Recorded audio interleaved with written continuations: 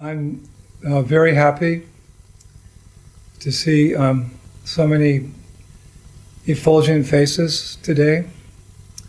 Of course, this isn't the first Vyasa Puja ceremony we've done this year. It's become kind of a, how would you say, it's just the way we're doing it. Different parts of the world, different groups of devotees, but it's turned out to be very nice because it's almost like Vapu. There's Vani, which means instruction, and there's Vapu, which means, personal or physical association. So I would like to be with everyone today, but of course we know why we're not able to do that. There's a big asura who has attacked the Earth planet. They've given him the name COVID-19. He's not mentioned in the Bhagavatam, but he's an asura. If only because he's inhibiting the Sankirtan movement of Sri Chaitanya Mahaprabhu. At the same time, it's, you could say, fortune and misfortune, because I'm seeing that devotees are spending more time with each other through social media, which in many ways is sufficient, because at least in the guru-disciple relationship, the main connection with the guru is through sound, through Shabda Brahma. Whether we're with our guru or not with our guru, we can always be present in the form of his his lectures and videos and diary chapters, etc. So we all feel very connected. So I think that this has given all of us an opportunity to spend more time with each other. I know a lot of you are watching the webinars. I hate that word. You're watching the lectures online, and hopefully you're getting inspired. As Ananta Vrindavan was mentioning, we're spending a lot of time preparing, but it's all for you, really. And I know that, it's giving us a time to come closer. When you really need something, it means more to you. So this pandemic has put everybody in distress for a variety of reasons, because we're social animals, human beings, and now that's limited. But I think it's brought all of us closer together as guru and disciple, because you feel more dependent on your spiritual master and Prabhupada. And in a time of need, these type of programs mean more to us. We find shelter in our hearing and our chanting and being with each other like this. So, I know here in Vrindavan, this is a different life for me. Prabhupada said there's two sevas. There's Goshtananandi when we're traveling and preaching, and there's Bhajananandi when we're sitting in one place and we're watering our devotional creeper more intently through Shravanam, Kirtanam, and Vishnu Smaranam. So everyone was always telling me, Gurudev, slow down, you're traveling too much, you don't spend time for yourself, you're not eating properly, you're not resting, you're not getting exercise. And I thought, no, never. I'm supposed to rest. I said, how do you spell rest? I didn't see it, but like Prabhupada said, Krishna, you have your plan, I have my plan, and Krishna has his plan. So I'm very grateful to Krishna, to Radha, Krishna, to my spiritual master for locking me down in this little house in Raman Retek Bagacha, which means the neighborhood I'm in. I hardly ever go out. Of course, sometimes I go out and take a few photos. I guess have to do that and share the bliss of Vrindavan with all of you. But you should know that I am being very careful. I'm in my little room, But I'm very glad to be able to spend time with all of you today. In fact, we might even consider that if this pandemic goes on for an extended time, that we could do classes just for you, this group of devotees. Because you are special to me. I haven't been there in a long time, that part of the world. But there's one benefit from being there: no translation. I can just speak in English, my native tongue, and we don't have to wait for the translation. So we can think about that. We can discuss that with Sita Charana maybe once a month. You could just have a private program. I could give a little class. You can give your questions. You can answer questions like that. Because, as I've told other devotees during these Vyasa Pujas, that actually you're my most important service. I've been given credit, rightly or wrongly, for many things that we've done through the years, big festivals and big programs for devotees and for the public, etc. But I really consider that my disciples are my most important service, because that's an eternal seva. And my responsibility, with Prabhupada's mercy on me, is to bring you to his lotus feet, because he's Prabhupada. It means the master at whose feet all masters sit.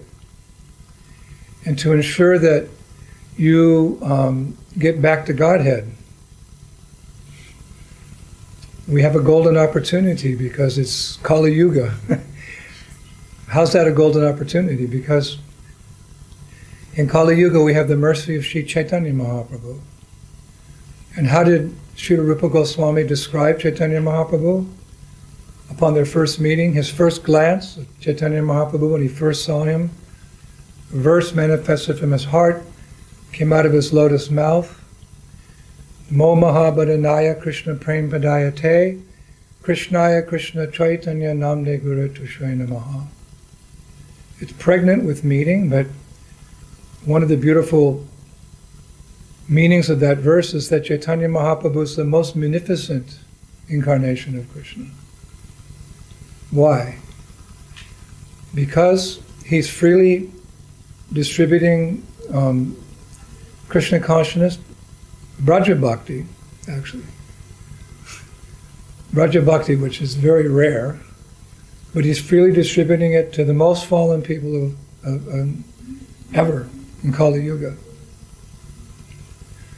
So this is a blessing, it's a benediction that we have. We can become Krishna conscious, and we want to perfect that by not taking birth again.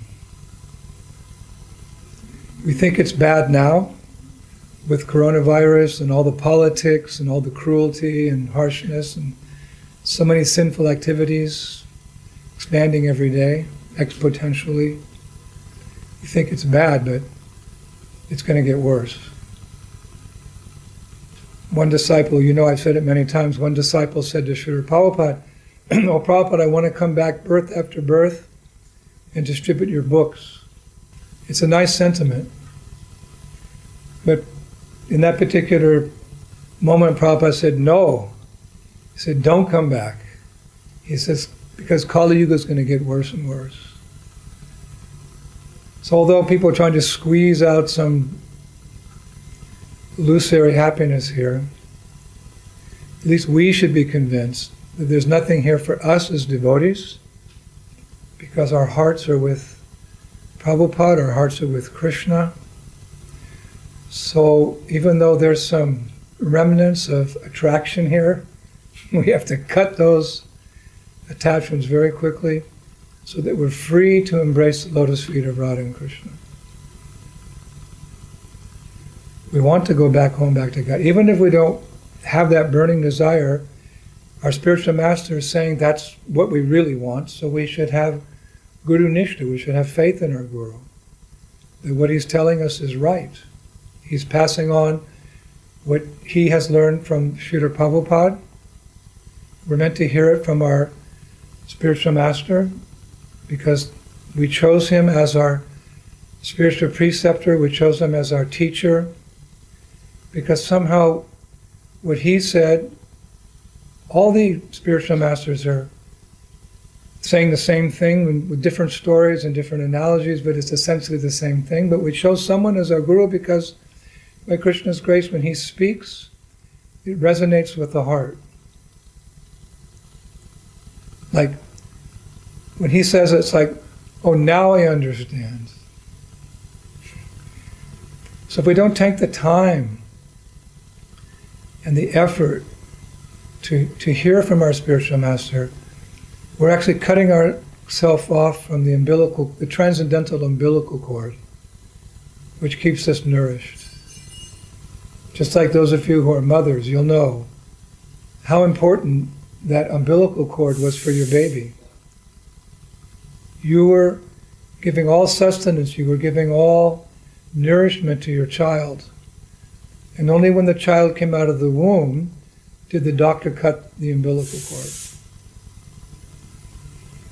But the transcendental umbilical cord's always there.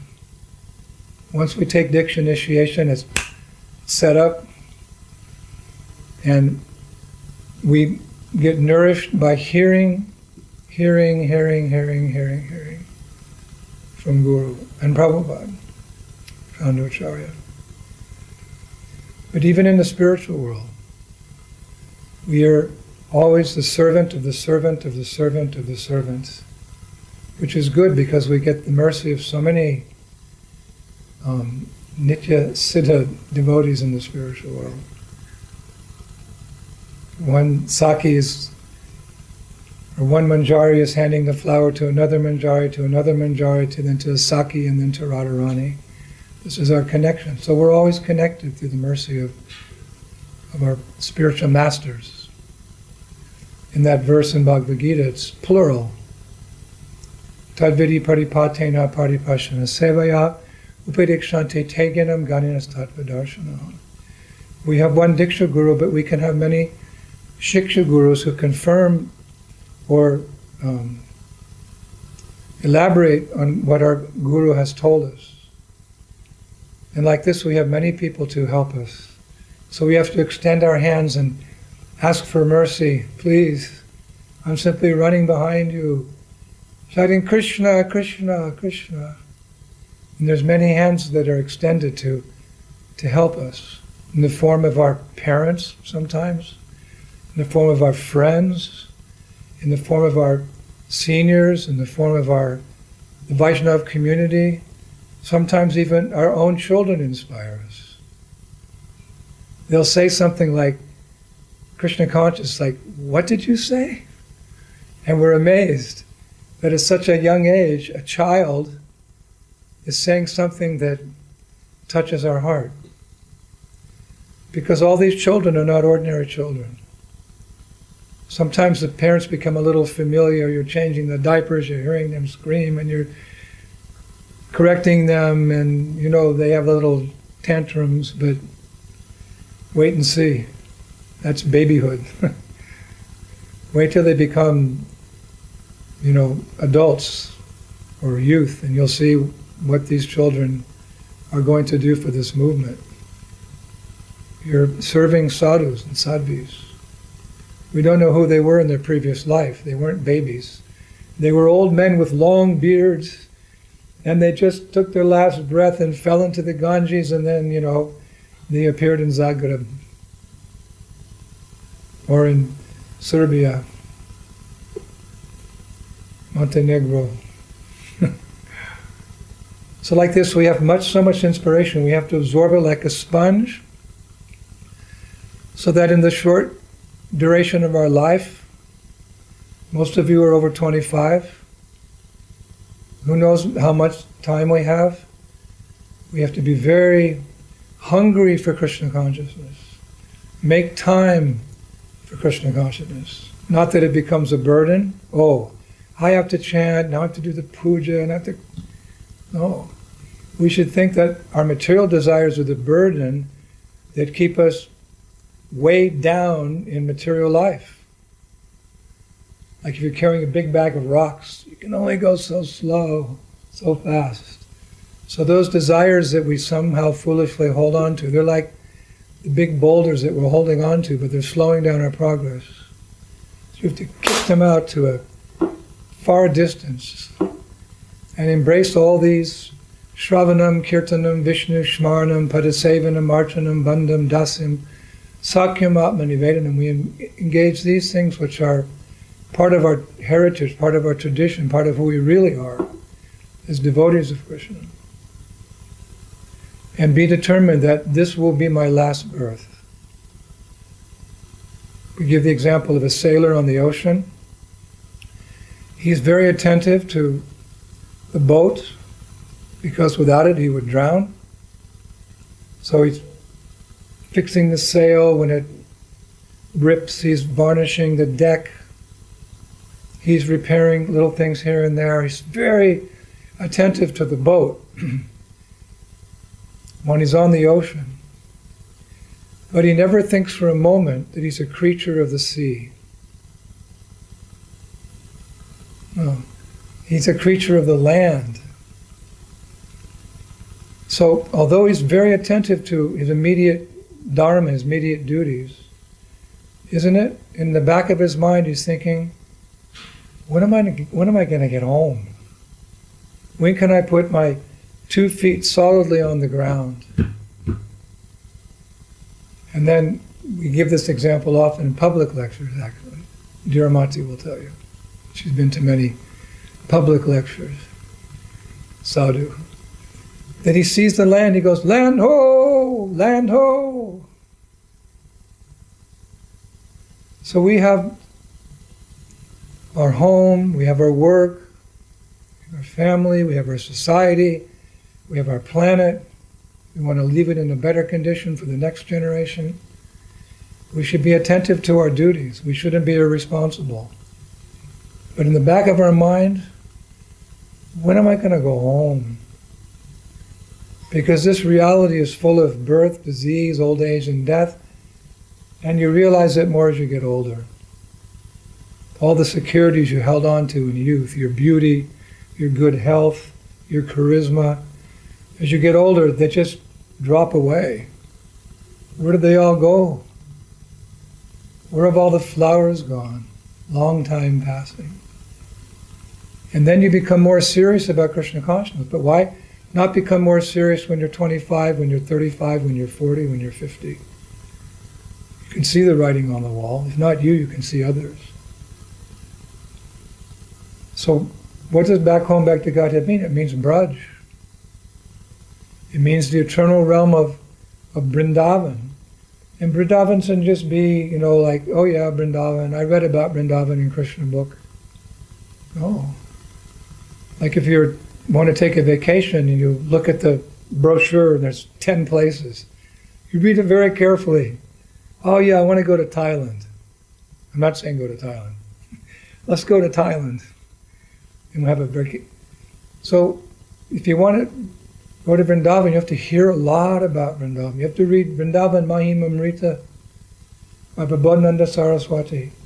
You have to read about the mood of living in Vrindavan like a gopi, as instructed by Srila Raghunath Das Goswami as he sat on the banks of Radhakund. Yes, it's very high, it's very elevated, that's okay. But before you start a trip, you want to know where the heck you're going. If you're in Zagreb and your destination's London, you better know. Okay, you got to know how to get there. So Sadhya and Sadhana, we know the goal and we know the process. So that's why we've been giving so many lectures about Vrindavan. Maybe that's why, I'm nobody, but maybe Krishna put me here for all of you so that I can inspire you to surpass Svargaloka with all its heavenly enjoyments. When you perspire, it smells like roses there. And you never age beyond a young boy or young girl. Everyone knows to sing nicely. Everyone can play the flute nicely. Everyone can dance. Everyone's in love. Love is in the air. It's always springtime. Then your good karma ends and you take birth in Tokyo. So we want to go beyond Svargaloka. We want to go beyond even the official kingdom of God, Vaikuntha, where Krishna is the king and we're the servants. We want to go to Braj and wrestle with Krishna in the sands of Raman Reti, or hear his flute in the middle of the night as he calls the young Braja Gopis to come to the forest to meet him, and then he teases them, why did you come here? But Lord, we've already sacrificed everything, even our reputation. Just go home. All the naughty activities that Krishna performs, which increases our attachment. This should be our thought. Not what politician is in power, what Trump's doing in the USA, how many people have died in the pandemic. Of course, we should be informed, but it's not our goal. We're going to be absorbed in Vrindavan, so that when we chant our rounds, Krishna comes to the forefront of our mind. So I'm here to help you. I'll admit I'm just an inch ahead of you. It's a long road back to Braj. I'm still an aspiring devotee, but like, probably not the best analogy, but like a big brother can help the younger brother come forward. So as your spiritual master, the very least I can do is connect you to Srila Prabhupada. And for that you can be grateful. And I'll do that as best I can. I will not rest until all of you are back in Goloka. I can promise you that. I will be the last man standing. We were taught that in the military, that if there's a firefight with the Viet Cong, no one should run away, everyone should stay, and even if you're losing the battle, they told us, you be the last man standing. So I don't mind. I don't mind staying here as long as I have this nice service to Prabhupada, to preach to the masses. Let us say number one, to inspire you to go back to Godhead, and number two, to keep preaching to the masses. I'm perfectly happy here. I don't know what prema is. I saw it in my spiritual master. I saw Prabhupada cry on 3 occasions, so I determined that I would like to have that blessing from him. But even though I don't have prema, I am very happy doing what my guru asked me to do, to preach boldly and have faith in the holy names. I can say that with all conviction. I'm very happy. I could come back to Croatia and Serbia and all those countries, 1,000 births, and keep preaching to your descendants. I don't mind. Because I know that my spiritual master, Prabhupada, he's always in Braj consciousness, serving the mission of Chaitanya Mahaprabhu. So, yeah, I don't want to go back to Godhead without him. So if he's here, I'll stay here. Of course, the pure devotee is such that he can be, Vishwanath Chakravarti Thakur says, he can be in Goloka and he can be in the material world at the same time. Vishwanath said that. Prabhupada can be in his Nitya Seva, his eternal service in the spiritual world, and he can also be traveling in different universes here. So, yeah, I'll stay until all of you are there. Some have left, and if they're determined to leave and not come back, what can Guru do? But if there's just a slight, just the smallest remembrance, yes, it was so nice when I was a devotee, but then I'm going to catch you. I'm going to run after you and I'm going to catch you. And I'll drag you back by your hair. And even if you don't say something, we'll find you and try to preach to you. Because there's nothing like the exhilaration of coming back. Oh my God. The relief, What a fool I was. How did I forget? And you come back and now you're even more grateful, and you have that really strong greed. Let me serve Guru, let me serve Prabhupada, let me serve Krishna. Now I really want to go home. And you can make more advancement with that mentality in 1 year than you had in 20 years as a devotee. So there's no handicap, there's no disqualification.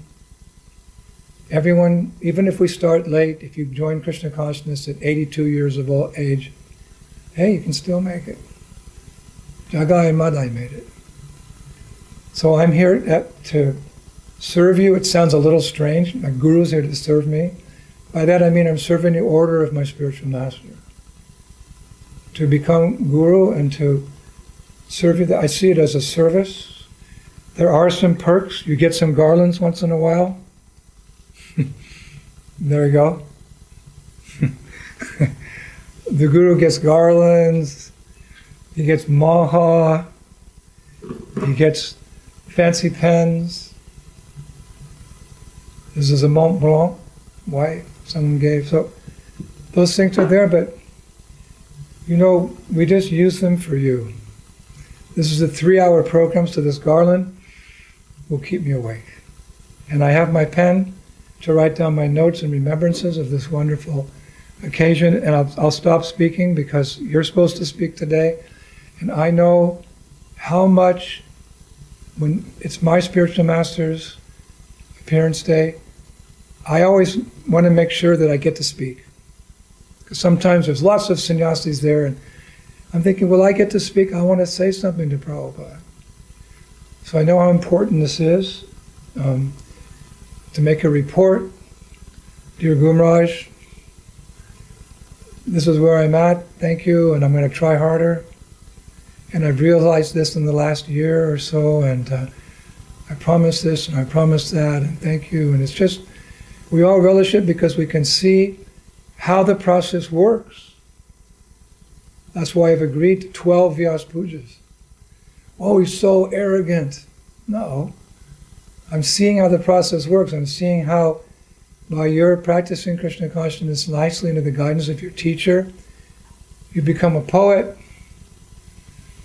You've given up these attachments. You're more attached to doing your rounds, to your Gayatris. Wow, it works. So from these ceremonies increase my faith in my spiritual master and Lord Chaitanya and Radha and Krishna and our beloved Brajabhumi, Shri Vrindavan Dham, Mayapur Dham Ki. So thank you for giving me this opportunity. I was so excited today that I haven't eaten yet. I was too excited.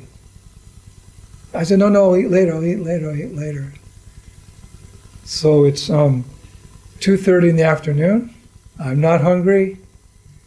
I'm hungry to express my love and receive your love on this day of Vyas Puja from that very beautiful part of the world. I remember all the kirtans there. I remember Sarajevo. Woo.